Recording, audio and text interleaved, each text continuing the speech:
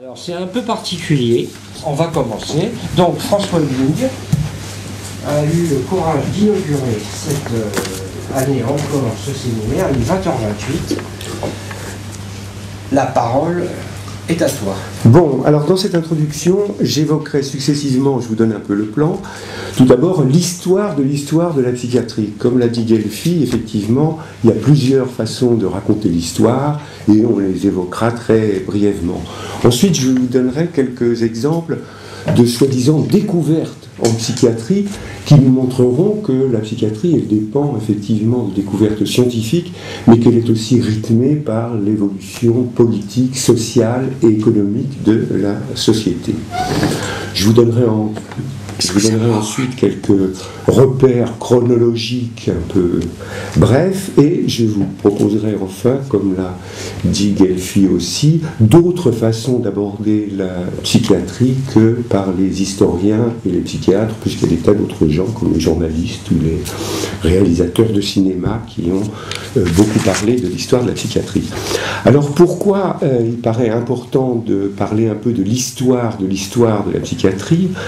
C'est qu'il y a eu des manières successives très différentes de raconter l'histoire de la psychiatrie. Jusque dans les années 50, 1950, l'histoire de la psychiatrie, comme en fait l'histoire de la médecine en général, elle est basée sur un postulat simple, c'est que la psychiatrie est une science et elle est en constant progrès et doit donc à terme aboutir à la connaissance absolue, à la vérité vraie. Alors ce scientisme qui était fort répandu entraînait une histoire de la psychiatrie très répétitive qui se bornait généralement à une longue liste hagiographique de nos maîtres vénérés qui nous ont précédés, chacun ayant apporté une pierre à cet édifice, l'un par la découverte d'une maladie, l'autre par la découverte d'un traitement, le troisième par la découverte d'une théorie générale de la maladie mentale qui, bien entendu, était bien meilleure que la précédente. Et alors là, il y a un livre qui est assez emblématique de cette période, c'est le livre de Semlen, qui était le petit-neveu de Pinel, et qui a écrit un livre qui s'appelle « Les pionniers de la psychiatrie », qui est une longue liste hagiographique de tous ses prédécesseurs. Alors, dans le cadre de ces histoires, la trame est toujours la même. Ça commence par déjà les Grecs avaient soupçonné l'existence de telles maladies, mais il a fallu attendre le professeur X pour en avoir une description précise et le professeur Y pour découvrir sa véritable origine. Et puis en 1955, il se passe quelque chose d'extrêmement important. Henriet, qui est médecin-chef à Bonneval, mais qui a longtemps enseigné ici à Sainte-Anne et qui a eu de très nombreux élèves, a écrit l'introduction historique à l'encyclopédie médico-chirurgicale de psychiatrie, qui est un petit peu la Bible pour tous les médecins, qui est maintenant en 7 volumes. Et dans cette introduction, alors là, je ne sais pas comment ça s'arrête.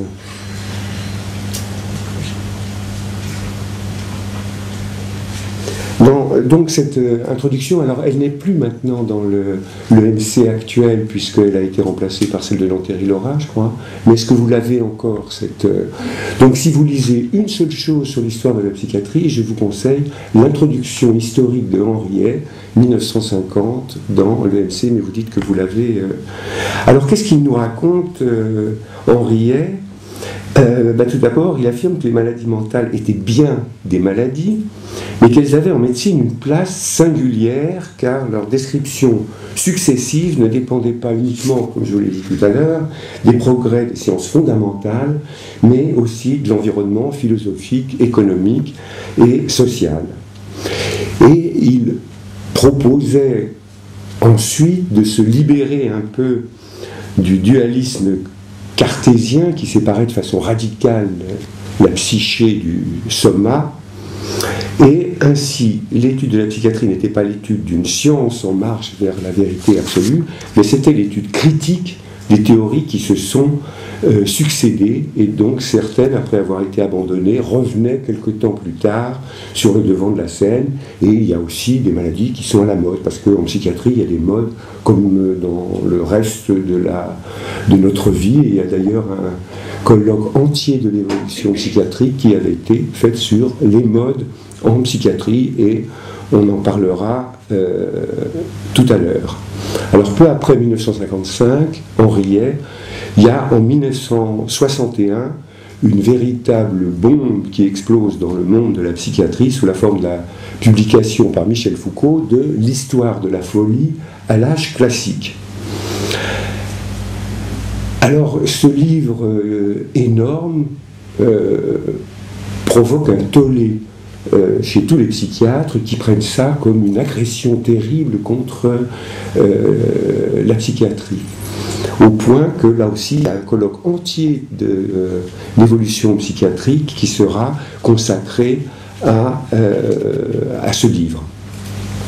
Alors, je crois en fait que cette querelle, elle était basée sur un malentendu. D'abord, la première chose, c'est que je crois qu'il y a très peu de gens qui l'ont lu, ce livre à l'époque, et donc critique était un peu à côté. La deuxième chose qui est très étonnante, c'est que beaucoup de psychiatres ont pris ça comme une attaque de la psychiatrie, alors que son livre, c'est bien Histoire de la folie à l'âge classique. L'âge classique, ça va jusqu'à la Révolution française. Or, tout le monde est d'accord pour dire que la psychiatrie naît, en fait, après la Révolution française. Donc, Michel Foucault essaye de faire l'histoire de la réaction à des comportements inappropriés, qu'on appelle la folie, en aucun cas une critique de la psychiatrie. Alors peut-être que ce malentendu est dû aussi au fait que Foucault était philosophe, mais il était aussi militant, et après avoir fait le groupe information sur les prisons, il a fait un groupe d'information sur les asiles pour voir un peu comment ça se passait. Alors maintenant, un mot sur la sémantique. Le signifiant psychiatrie apparaît en français qu'en 1842. Le psychiatrie qui apparaît, lui, un petit peu plus tôt, en 1802. Alors je vous ferai remarquer à ce propos que la spécialité psychiatrie, le CES de psychiatrie, n'existe que 1968, alors qu'avant, on parlait de neuropsychiatrie, qui lui était un emprunt à l'anglais vers le milieu du XXe siècle. Alors, si nous admettons, comme tout le monde, que la psychiatrie naît avec Pinel, donc ce personnage central à la fin du XVIIIe siècle, nous devons admettre que les termes employés à l'époque, d'aliénation mentale, d'aliéniste et d'aliéné, sont à peu près équivalents aux termes de maladie mentale, de psychiatre et de malade mental. Alors, nous noterons que le terme aliénation, qui est celui qu'utilisent Pinel et ses successeurs, dans le champ de la psychiatrie, est un emprunt au droit, où il a le sens de rendre étranger, perdre ses droits, perdre sa liberté. Le terme d'aliénation, lui, ne sera supplanté par celui de psychiatrie qu'au début du XXe siècle. Mais dans le champ philosophique en particulier, chez Marx et Engels, il prendra le sens de l'état où l'être humain est comme détaché de lui-même, détaché de sa conscience véritable par les conditions socio-économiques. Alors je fais ce petit détour par Marx et Engels dans la mesure où tout le mouvement antipsychiatrique anglais, italien et américain ont considéré eux aussi que l'aliénation mentale n'était qu'une forme d'aliénation socio-économique. C'est-à-dire que le terme d'aliénation dans le champ psychiatrique, emprunté au champ économique, était réuni par les antipsychiatres pour dire qu'effectivement, c'était la même chose. Après ce bref aperçu des histoires d'histoire de la psychiatrie, et pour montrer la nécessité d'être humble en psychiatrie, et surtout quand on fait de l'histoire, j'introduirai le concept de maladie psychiatrique transitoire. Alors ce terme de maladie psychiatrique, transitoire, qui a été forgé par Ian Hacking, qui est un historien américain extrêmement important qui a écrit un livre qui s'appelle Les Fous Voyageurs, c'est aussi un des livres, et d'ailleurs c'est le maître à penser de Laure Murat. Et donc, qu'est-ce que c'est qu'une maladie psychiatrique transitoire? Pour Hacking, ce n'est pas une épidémie de maladie, mais c'est une épidémie de diagnostic, ce qui est très différent. La maladie psychiatrique transitoire apparaît donc à un moment donné, dans un espace donné, dans un environnement donné. Et on voit donc exploser à un moment le nombre de personnes qui sont étiquetées avec ce diagnostic. Et puis, quelques temps plus tard, on ne fait plus ce diagnostic et il n'y a plus de patients présentant cette pathologie. Alors, Hacking y prend comme exemple de maladie psychiatrique transitoire celle de dromomanie. La dromomanie, qui est une maladie caractérisée par la pulsion irrésistible à quitter le lieu où on se trouve et à toujours fuir plus loin. Le concept, dont le premier qui a été utilisé par Fauville. Et alors, tous les psychiatres de l'époque se mettent à voir des dromomanes partout et à écrire de nombreux articles sur la dromomanie en essayant d'accrocher leur nom à cette maladie qui est très à la mode. Et puis, d'un seul coup, le diagnostic disparaît complètement. Alors, quand on regarde un petit peu plus tard l'histoire de cette pathologie transitoire, il y a un très bel exemple, c'est le film de Tavernier sur le juge et l'assassin, qui montre un petit peu cette période où on voit un juge qui cherche partout dans la France entière un malade mental, criminel, un des premiers serial killers de la littérature.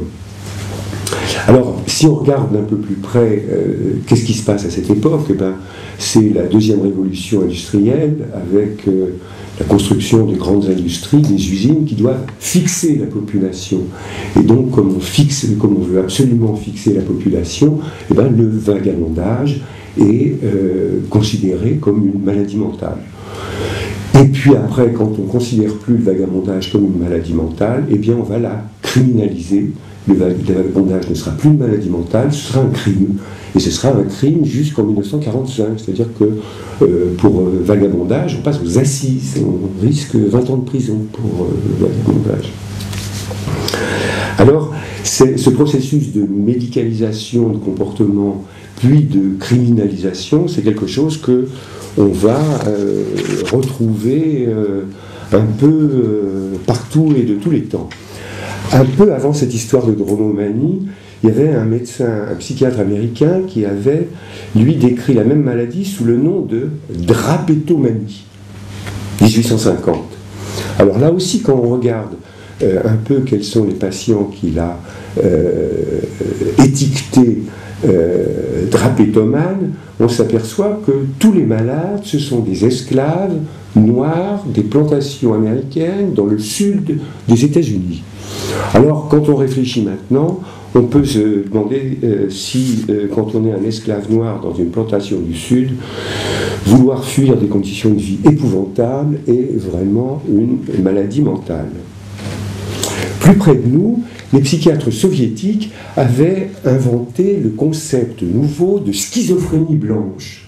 Alors cette schizophrénie blanche, elle était caractérisée par le fait qu'il n'y avait aucun signe classique de schizophrénie, mais il y avait un seul symptôme qui était l'opposition au modèle communiste. Et pour ces psychiatres soviétiques, vouloir fuir le paradis communiste ne pouvait relever que de la maladie mentale. Et c'est comme ça que des milliers et des milliers d'opposants politiques ont été internés dans les hôpitaux psychiatriques et bourrés de neuroleptiques.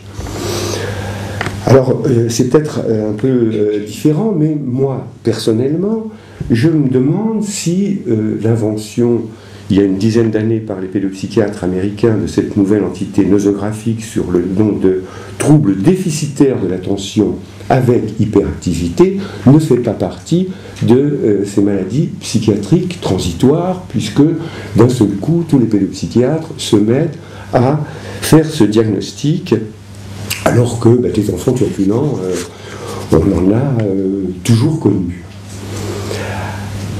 Alors, L'hyperactivité pour ces psychiatres est liée à une difficulté de l'enfant à se concentrer, et donc qu'est-ce qu'on va lui donner pour l'aider à se concentrer? On va lui donner de la Ritaline. C'est quoi la Ritaline? C'est des amphétamines.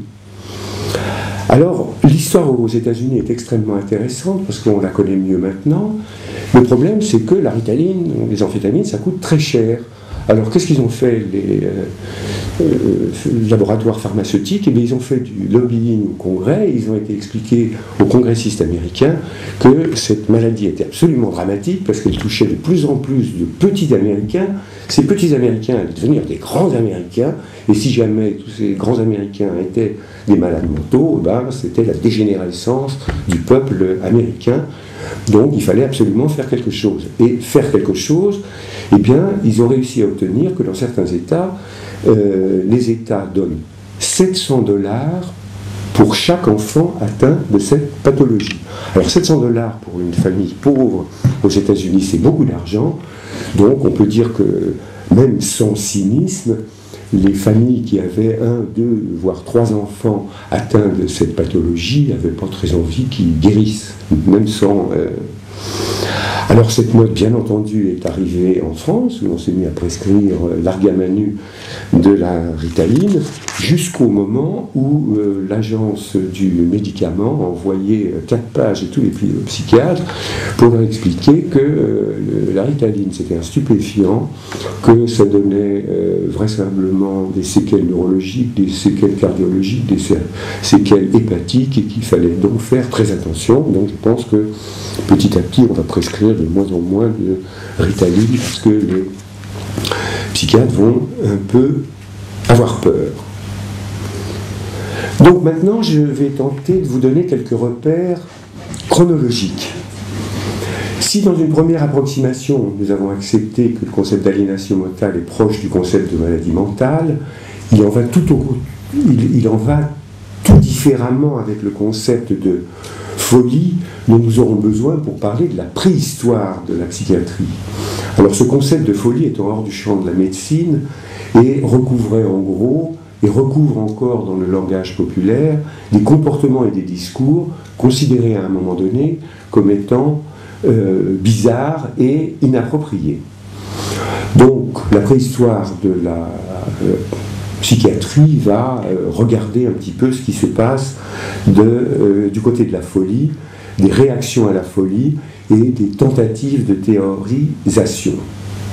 Alors, je vais rentrer dans le travers que je critiquais tout à l'heure pour parler un peu des Grecs, qui pensent que la folie est d'ordre surnaturel et donc relève du prêtre et ne relève pas du tout de la médecine.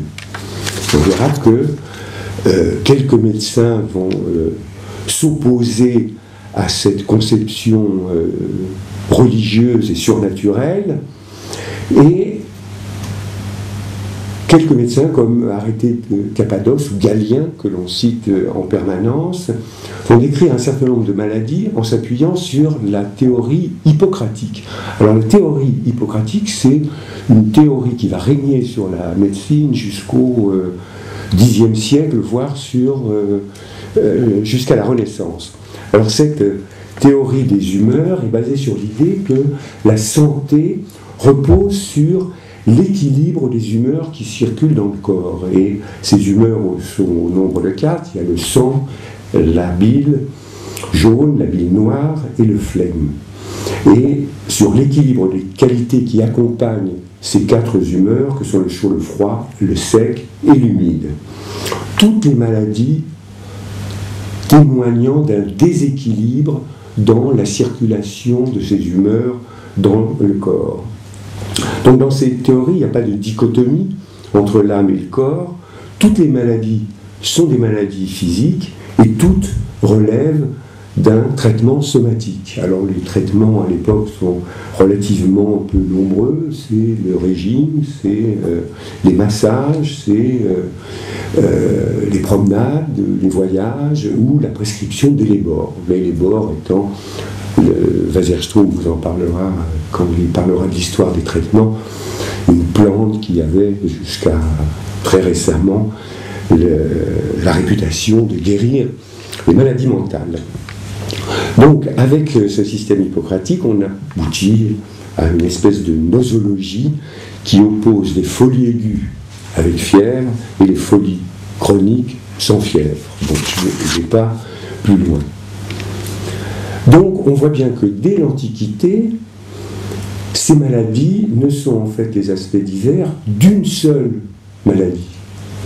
Donc, toute cette période, qui va continuer avec Pinel et les autres, est une période où il n'y a qu'une seule maladie mentale, avec plusieurs formes, mais il n'y a qu'une seule maladie mentale.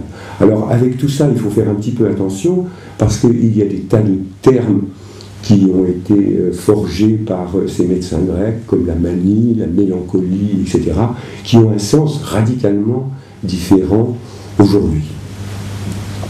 Alors, l'Occident chrétien n'a repris qu'assez tard la tradition médicale hellénique, grecque, et comme d'autres sciences, elle l'a fait par l'intermédiaire des Arabes, et puis après c'est arrivé à la faculté de Montpellier, et qui va se répandre dans toute l'Europe. Alors en Europe, perdure encore l'opposition entre origine surnaturelle ou origine naturelle de la folie. Et le droit canon enseigne que les hallucinations peuvent être, le droit canon, donc la loi religieuse, les hallucinations peuvent être soit d'origine divine, soit d'origine démoniaque, soit d'origine naturelle. Et c'est au médecin qu'on va demander de faire le partage entre cette origine divine, démoniaque ou naturelle, ce qui va entraîner bien entendu des grands conflits entre Baudin, qui est très pro-démoniaque, et puis Janvière, qui lui tire du côté de l'origine naturelle.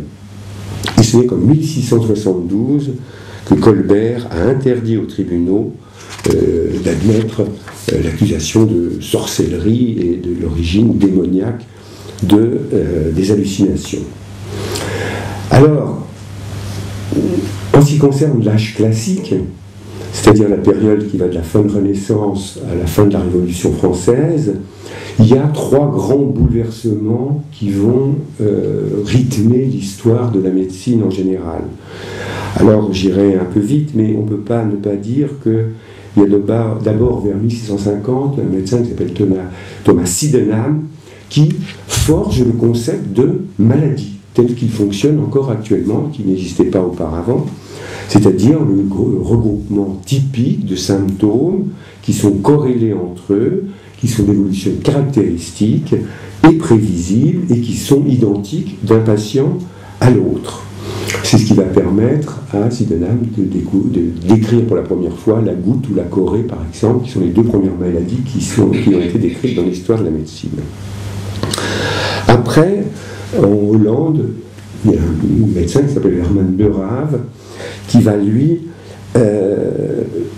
en Hollande, commencer à enseigner la médecine au lit du malade, et c'est en gros lui qui va forger le concept de sémiologie tel qu'on l'entend encore aujourd'hui. Et le troisième élément, c'est la naissance de l'anatomopathologie, avec Bichat, la découverte du tissu, et qui va être le premier à essayer d'établir une correspondance entre une pathologie et une lésion. Et de la même façon pour le cerveau. Et puis enfin, à cette période, les institutions vont être bouleversées par le fait que toutes ces institutions étaient des institutions religieuses et vont petit à petit se séculariser. Alors, nous en arrivons maintenant à la période moderne, qui débute à la fin du XVIIIe siècle, avec la Révolution française, et l'arrivée de Philippe Pinel à Bicêtre en 1793, qui pour tout le monde marque la naissance de la psychiatrie. Alors, Dr Postel, qui n'est pas là aujourd'hui, a bien montré qu'en fait il s'agissait en grande partie d'une allégorie, Et le fameux tableau de Tony Robert-Fleury, qui est à la fac de médecine, est une allégorie à la naissance de la psychiatrie, alors qu'en fait, bien entendu, dans d'autres pays, au même moment, surgissent les mêmes révolutions, avec Chiarucchi en Italie, avec Tuke en Angleterre, et avec Benjamin Rush aux USA. Mais il est clair que tous ces mouvements sont issus des philosophes des Lumières et de la Révolution. Alors, Pinel va proscrire le mot de folie comme trop général et mal délimité, mais s'il bannit le terme de folie, il n'en reste pas moins pour Pinel qu'il n'y a qu'une maladie. Il n'y a qu'une maladie mentale, même si elle prend des formes différentes. Et quand Pinel parle de manie, de mélancolie ou de démence, il est clair qu'il ne s'agit que de formes, ce qu'on appellerait maintenant des formes cliniques d'une même maladie. Alors, d'autre part, Pinel apporte une autre révolution dans le traitement des aliénés et dans la gestion des asiles et des services d'aliénés. Alors, en ce qui concerne le traitement, si l'aliénation mentale est une maladie unique, le traitement en sera unique, basé sur ce qu'il appelle le traitement moral. Alors, qu'est-ce que c'est que le traitement moral? C'est basé sur l'idée de Pinel que chez chaque aliéné reste un tout petit morceau de raison dans un coin, et que c'est sur ce petit morceau de raison que le thérapeute doit s'appuyer pour essayer de rentrer en contact avec le patient et de le ramener vers la raison. En ce qui concerne la gestion des établissements, Pinel insiste beaucoup sur le rôle du médecin qui devra faire observer la discipline, qui devra faire une classification rigoureuse, qui doit être attentif à la vie relationnelle et participer à la gestion de l'établissement. Donc, ce que je vais vous dire en gros, c'est qu'on voit avec le traitement moral les prémices de ce qui deviendra plus tard les thérapies institutionnelles, les psychothérapies institutionnelles. Ça va jusque-là, vous n'êtes pas trop confus? On peut continuer. Donc, ces établissements qui, grâce à Esquirol, en 1819, vont être nommés asiles, officiellement. Et c'est ce même Esquirol, qui est un élève de Pinel, qui conserve la nosographie de Pinel, mais qui fait éclater la mélancolie. On a vu que c'était une des 4 formes cliniques, si on veut, en de très nombreuses monomanies intellectuelles, affectives, instinctives.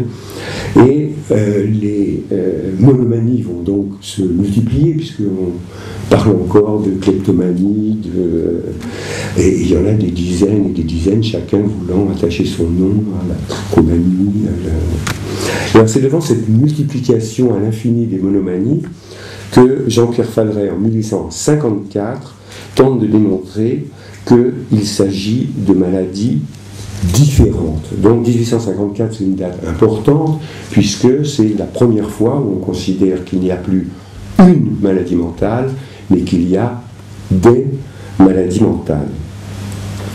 Alors là, un mot sur Lanteri Lorach. Lanteri Lorach, qui est un grand maître pour nous tous, qui est un historien de la psychiatrie, et qui décrivait l'histoire de la psychiatrie en trois grands temps. Le premier temps étant l'âge de la maladie mentale. On a vu tout à l'heure qu'il n'y avait qu'une maladie mentale avec plusieurs formes. Puis ensuite, l'âge des maladies mentales, à partir de Falleret, où on dit que, comme en médecine finalement, il y a des maladies différentes, irréductibles. Et c'est à partir de là que vont être décrits en particulier les grandes entités que l'on connaît encore aujourd'hui, comme la schizophrénie, la psychose maniaco-dépressive ou la paranoïa, dont chacune de ces entités mériterait une histoire. Je crois que tu nous feras l'histoire de la démence précoce. Donc on verra que c'est une autre façon de faire l'histoire. Il y a Tria qui a fait une histoire de l'hystérie, ou Garapé qui a fait une histoire de la schizophrénie, ou Lanteri Laura qui a fait une histoire des perversions.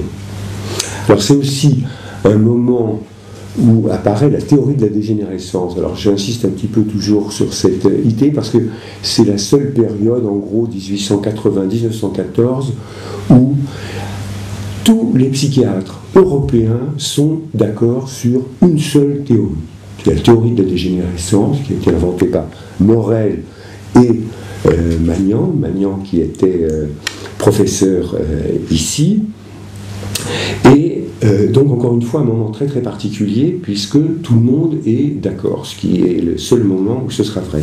Alors cette théorie de la dégénérescence, elle est basée sur 4 concepts en gros. La prédisposition, donc le dégénéré, il est avant tout prédisposé, c'est-à-dire c'est l'état initial avant que ne surgissent les pathologies aiguës, et bien entendu cette prédisposition est héréditaire puisque l'hérédité a toujours eu une place assez centrale dans la psychiatrie. Le deuxième concept important, c'est le concept de déséquilibre, qui est un concept un peu flou, mais qui a l'énorme avantage de tenter de relier les maladies mentales avec des lésions nerveuses, ou en tous les cas un déséquilibre dans le fonctionnement des centres nerveux. Donc voilà un petit peu Hippocrate qui revient. Troisième concept qui est important, ce sont les stigmates. Les stigmates. Alors l'idée est ancienne que le corps traduit souvent les qualités de l'âme. Il y avait même toute une théorie qui s'appelait la phrénologie de Gall et qui expliquait qu'il suffisait d'observer la forme du crâne par exemple pour savoir quel était le type de pathologie que présentait le sujet, et il nous en reste encore l'idée avec la bosse des maths. Un truc complètement farfelu, mais enfin c'est date de cette époque et on parle encore de la bosse des maths. Et enfin les syndromes épisodiques qui surviennent chez le sujet prédisposé et qui est ce que l'on appellerait aujourd'hui des décompensations, et qui peuvent être soit des obsessions, soit des impulsions, soit une bouffée délirante aiguë.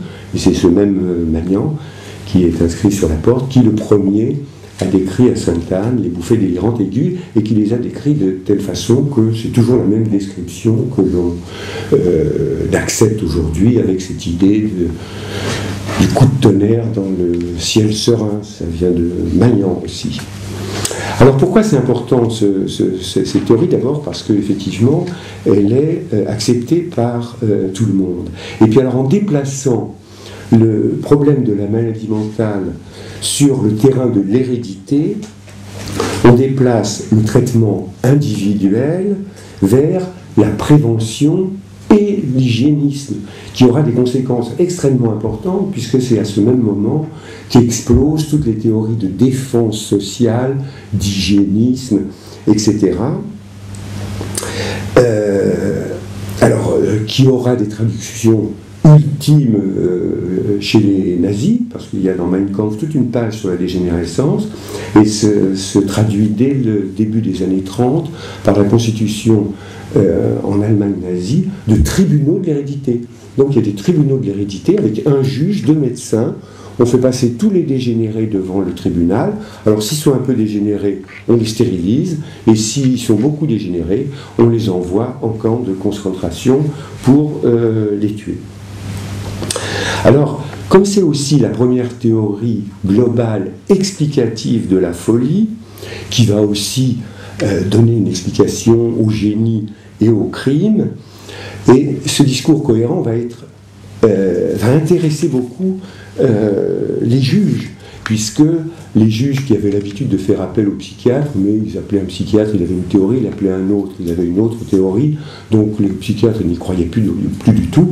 Et là, d'un seul coup, ils sont face à des psychiatres qui tiennent tous le même discours, et donc le juge va de plus en plus avoir recours à l'expert psychiatrique. Et c'est à ce moment-là que l'expert rentre au tribunal, va y rentrer définitivement, et on n'a pas le temps, mais si on regardait la législation, on s'apercevrait que toute la législation concernant le crime et la folie est totalement inspirée des théories de la dégénérescence.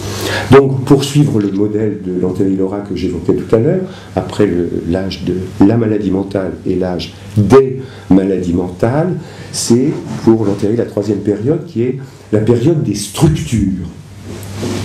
Alors, c'est sous l'impulsion du groupe de l'évolution psychiatrique dont j'ai parlé à plusieurs reprises, qui est à la fois une association de psychiatres, mais qui est aussi une revue qui a eu très longtemps une importance extrêmement importante.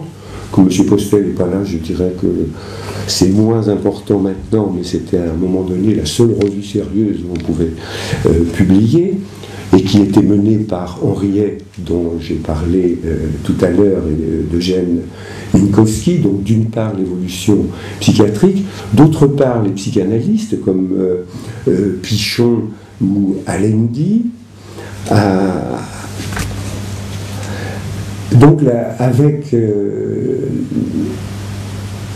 la coïncidence de l'évolution psychiatrique, de l'arrivée des psychanalystes et de l'arrivée des phénoménologues aussi, la notion maladie mentale va peu à peu céder le pas à la notion de grande structure pathologique, et c'est à ce moment-là qu'apparaît la grande opposition entre structure névrotique et structure psychotique. Ça naît à ce moment-là.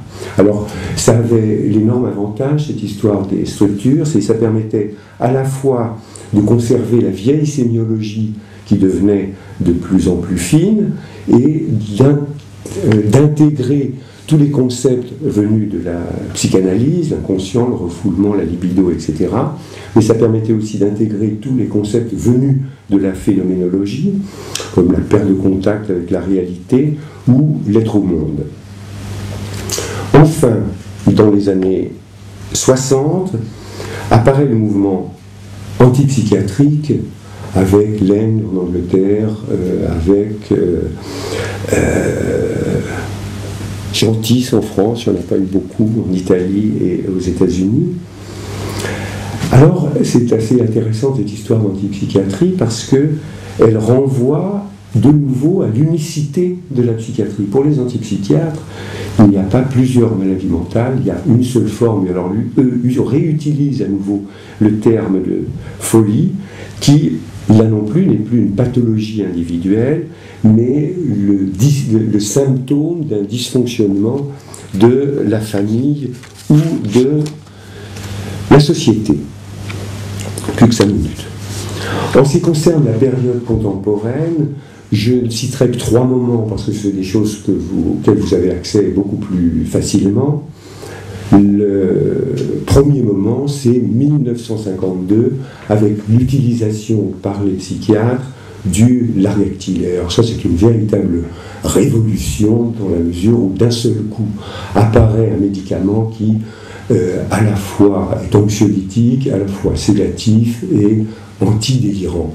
Et donc vous imaginez un peu comment les psychiatres ont à leur disposition dans les services un médicament pareil. Eh bien, c'est une véritable révolution avec la possibilité d'apaisement. Le deuxième moment qui me paraît important, ce sont les années 60 avec les décrets sur la politique de secteur. Donc, quelque chose que vous connaissez bien puisque ça fonctionne encore, avec l'idée qu'on va diviser la France en secteurs, chaque secteur ayant non seulement un lieu d'hospitalisation à plein temps, mais ayant aussi des tas de structures extra-hospitalières. C'est la naissance des centres médico-psychologiques, des hôpitaux de jour, des CATTP, des foyers thérapeutiques, etc., qui va là aussi faire une véritable révolution dans la mesure où, au lieu d'attendre les décompensations qui amènent à l'asile, toutes ces structures vont permettre de repérer et d'aider les gens en amont de la décompensation, ce qui fait que il y a des services ici qui sont passés de 250 lits à 50 parce que effectivement on arrivait à soigner les gens avant la décompensation.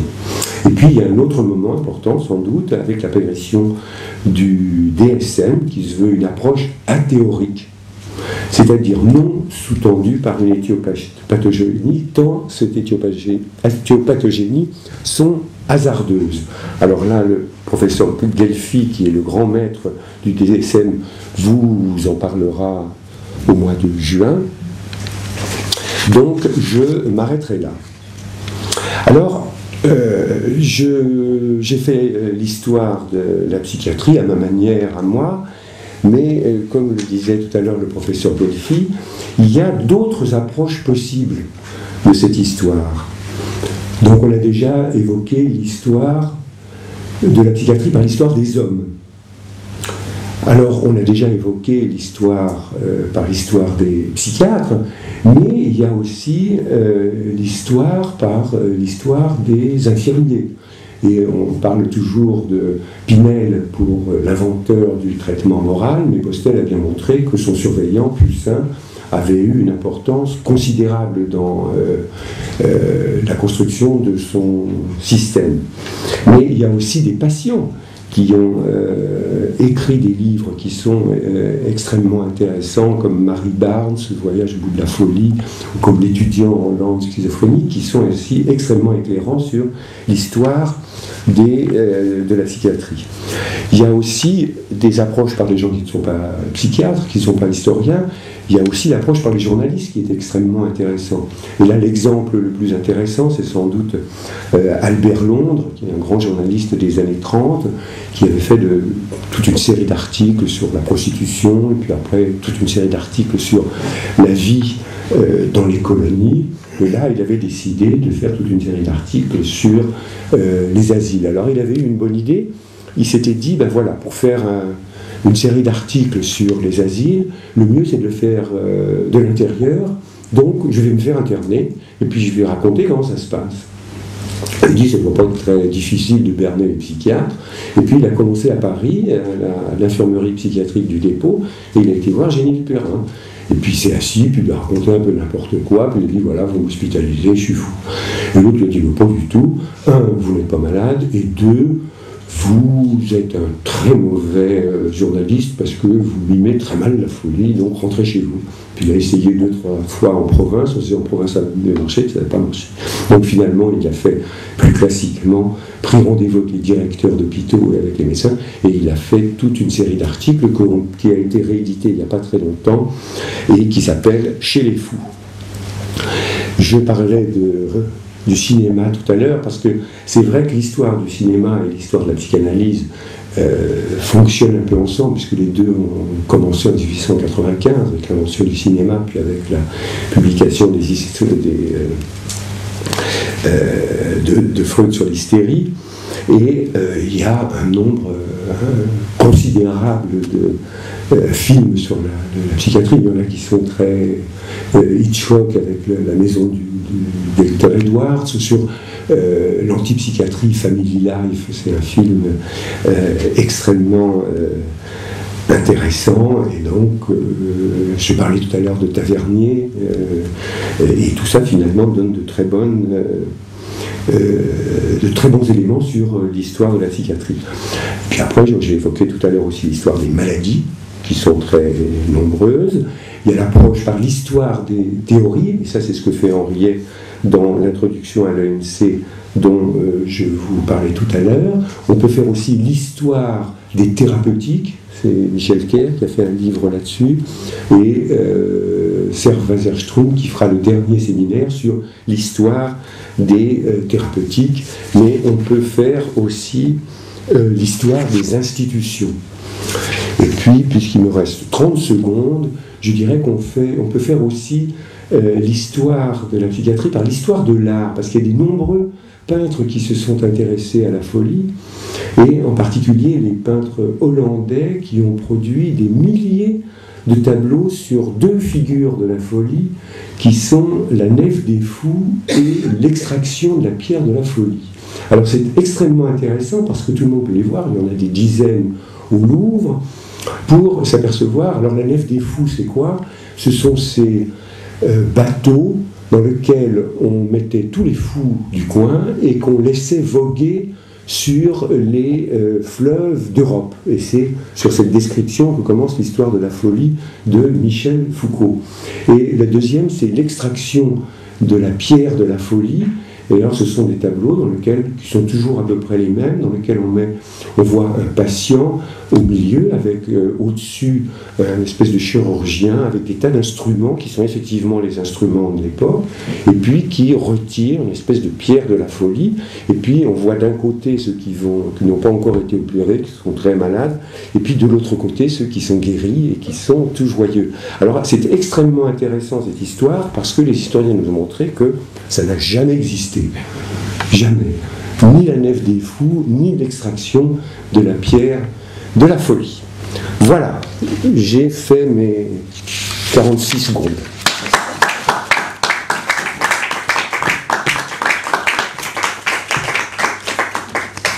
Merci bien. Bon, maintenant, s'il y a des questions. Alors, c'est vrai que ce dialogue franco-allemand il est extrêmement important parce que en fait, on a très longtemps, quand on a fait de l'histoire, opposé la psychiatrie allemande à la psychiatrie française pour des raisons purement politiques. C'est que comme on était en guerre, on pouvait forcément pas être d'accord. Alors qu'en fait, c'est le fruit d'un dialogue important entre les Allemands et les Français qui ont permis des avancées extrêmement importantes. Et c'est pas un hasard si on se retrouve aujourd'hui dans le bâtiment Morel. Or, Morel, donc, qui est celui qui a inventé la théorie de la dégénérescence et dont l'amphithéâtre porte le nom, son père était un fournisseur des armées napoléoniennes. Donc il a passé pas mal de temps dans les pays germanophones et Morel parlait l'allemand couramment. Donc il parlait à la fois l'allemand et le français. Ça a été le cas aussi d'un certain nombre de psychanalystes. Et effectivement, ce dialogue, il a été extrêmement fructueux alors qu'il a été longtemps présenté comme un antagonisme. Maintenant, alors sur les États-Unis, ils naissent en même temps que la psychiatrie. Donc on ne peut pas leur demander non plus de faire tout le voyage d'un seul coup. Mais Marc Valeur, qui a beaucoup étudié Benjamin Rush, nous dit que Benjamin Rush a fait beaucoup de choses, beaucoup plus qu'on ne le croyait. Mais alors c'est vrai que sur toute l'Europe, j'ai cité juste Daquin en Savoie, Chiarucchi en Italie, Tuque, etc., qui étaient des gens aussi importants que Pinel, et c'est vrai que c'est un peu franco-français ce que je raconte aujourd'hui, parce que c'est peut-être un peu difficile d'imaginer, enfin de se mettre dans une posture où on est dans une autre culture, mais il est évident que la psychiatrie européenne a évolué, et que c'est vrai que la dégénérescence qui a été inventée par Morel puis Magnan passe en Italie où des gens comme Lombroso vont l'appliquer à la criminologie, et Lombroso revient en France avec sa théorie du criminel né qui va survivre jusqu'à Sarkozy. Donc il y a ces passages comme ça, non je dis qui survit jusqu'à Sarkozy, parce qu'il y a un texte fameux de Sarkozy où effectivement il reprend les thèses de Lombroso et de Morel, 1859, puisqu'il dit qu'il faut rechercher dès la maternelle des éléments et des symptômes qui vont permettre de prédire leur devenir criminel. Lombroso. Donc on voit qu'on avance doucement, puis on recule, puis on avance.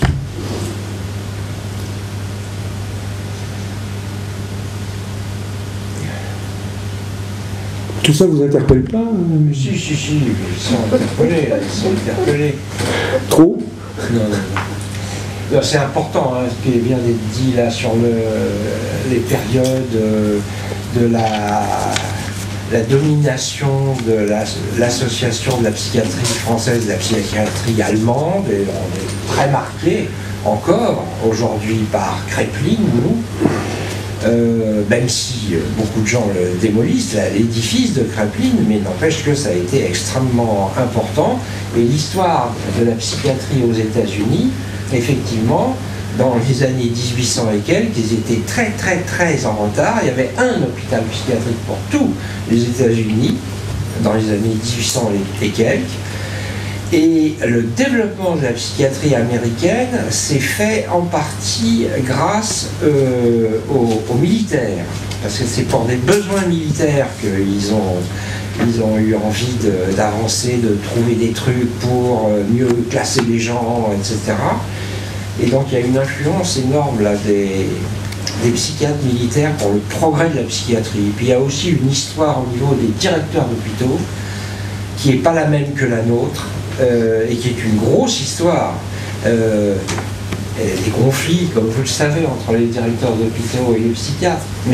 Mais ça n'a rien à voir avec les conflits qu'il y avait aux États-Unis, où les directeurs d'hôpitaux, c'était vraiment des surveillants qui surveillaient des emprisonnés, point, et qui étaient très très hostiles aux médecins, systématiquement, tous. Bon, ça a changé. Et puis il y a eu le déclin un peu de la psychiatrie européenne et l'ascension de la psychiatrie américaine, ce qui ne plaît pas à tout le monde, loin de là, mais ce qui est pour quelque chose dans le climat qu'il y a en ce moment autour de cette classification DSM qui n'invente rien, bien sûr, mais qui cristallise des conflits énormes. Voilà. Mais sur les établissements et les directeurs d'établissements, il y a plusieurs choses qui sont intéressantes. C'est que d'abord, à la création des asiles, il n'y avait qu'un directeur administratif. Et ce n'est que de façon très latérale qu'on demandait aux médecins d'intervenir. D'ailleurs, le concours de psychiatre des hôpitaux s'est appelé jusqu'à quand le concours des médecins des hôpitaux psychiatriques. C'est-à-dire qu'on considérait qu'ils étaient des médecins à l'intérieur d'un hôpital qui était géré par l'administration. Et puis petit à petit, les médecins ont pris le pouvoir et les hôpitaux psychiatriques étaient dirigés par un médecin directeur. C'était un des médecins-chefs qui, en plus de sa chefferie de service, gérait généralement avec une secrétaire et un comptable l'établissement, et ça a été comme ça à Maison-Blanche jusque dans les années 70. Et puis de nouveau, l'administration a pris le pouvoir, et c'est de nouveau l'administration qui gère les hôpitaux, alors bien entendu en conflit permanent avec les médecins. Je ferai une remarque d'ailleurs à ce propos que tous les gens importants, ils vont se faire soigner au Val-de-Grâce. Et une des caractéristiques du Val-de-Grâce, c'est que c'est le seul hôpital parisien qui est géré par un médecin, et pas par un administratif.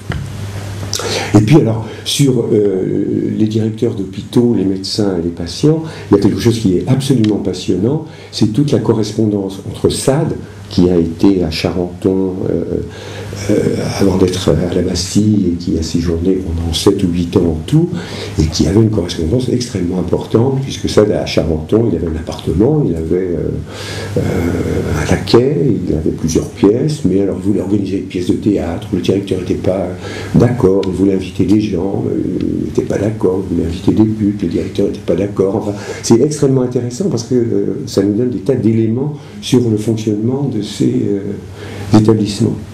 Et sur les relations. Et sur les relations, les différents acteurs. Des questions? Des commentaires?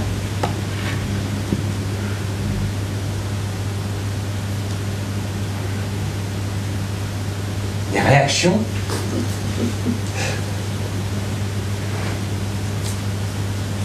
En fait, en gros, ce que je voulais vous dire, c'est qu'il n'y a pas que la sérotonine dans la vie, quoi. Il y a aussi d'autres choses. C'est un peu ça, la philosophie. Il y a la dopamine.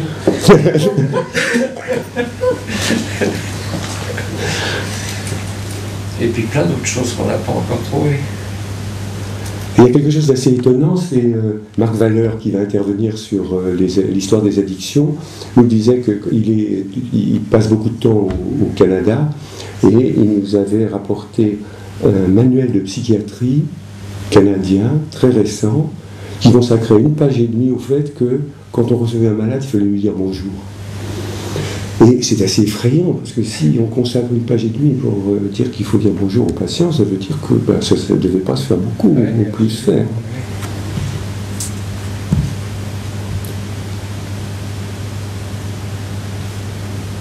Bon, vous voulez vraiment pas intervenir.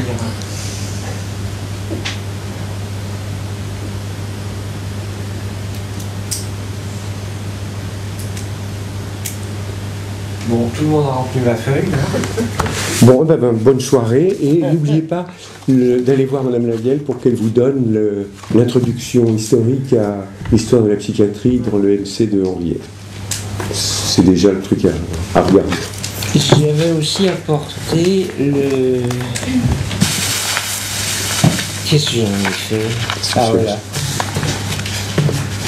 J'ai 2-3 petites brochures, 4 brochures sur la bibliothèque de l'hôpital, la bibliothèque Sainte-Anne, les différents services qu'il y a à la bibliothèque, et un petit peu plus de services possibles et rendus pour